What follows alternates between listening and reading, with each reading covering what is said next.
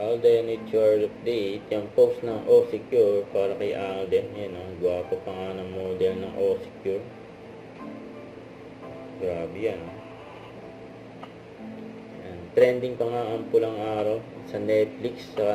Dahil nilabas na yung episode 28 ng pulang araw sa Netflix. Saka yung karakter ni Alden na si Eduardo, trending din. Yan, pang-apat sa Netflix ang pulang araw. Ayun, tapos bukas lalabas na rin yung episode 29.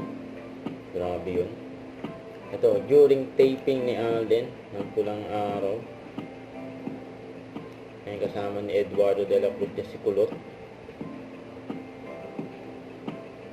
Grabe si Alden eh. Napaka-busy. Taping. Walang pahinga.